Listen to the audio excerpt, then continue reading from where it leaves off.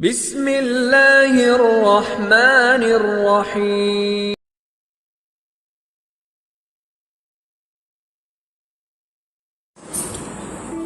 بسم اللہ والحمدللہ والصلاة والسلام علی رسول اللہ رب اشرح لی صدری ویسر لی امری واحلل عقدۃ من لسانی یفقہوا قولی۔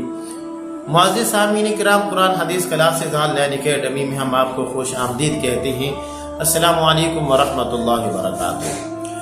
معزز سامعین کرام، اللہ رب العالمین کے ناموں میں سے ایک نام المذل بھی ہے، جس کا معنی ہے ذلت دینے والا، اور اس کے پڑھنے کے بہت زیادہ فوائد ہیں۔ ان فوائد میں سے ایک فائدہ یہ ہے کہ جو انسان روزانہ 75 مرتبہ 75 مرتبہ اس کا وہ ورد کرتا ہے تو اس کے جتنے مخالفین، حاسدین، دشمن وغیرہ ہیں، سارے کے سارے وہ ذلیل اور رسوا ہوں گے۔ اور اگر کسی انسان کا کوئی خاص دشمن ہے تو پھر اس کا ذہن میں تصور رکھ کے 75 مرتبہ المذل کا ورد کرنا ہے،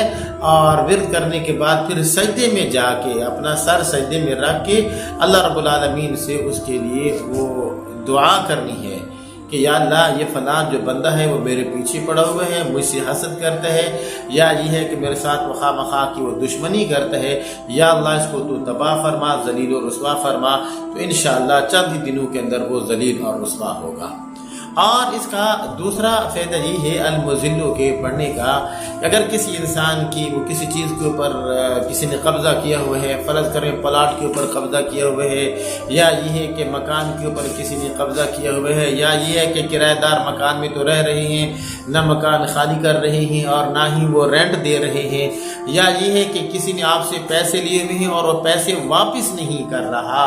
یا یہ ہے کہ کوئی بھی آپ کی دنیا کی کوئی چیز ہے کسی نے قبضہ کیا اور واپس نہیں کر رہا، تو اس کے لیے میرے دوستو یہ المذل کا پڑھنا بہت زبردست مجرب المجرب ہے۔ اور اس کا طریقہ یہ ہے کہ جتنا ہو سکتا ہے چلتے پھرتے اٹھتے بیٹھتے المذل المذل المذل کا انشاءاللہ ورد کیا اپنا کرتے رہنا چاہیے، اور انشاءاللہ چند ہی دنوں کے اندر جس نے بھی آپ کی کسی چیز کے اوپر وہ قبضہ کیا ہوا ہے، پلاٹ کے اوپر، یا یہ ہے کہ مکان کے اوپر، یا یہ کہ پیسے واپس نہیں کر رہا، تو انشاءاللہ چند ہی دنوں کے اندر وہ آپ کو پیسے واپس کرنے پہ مجبور ہو جائے گا۔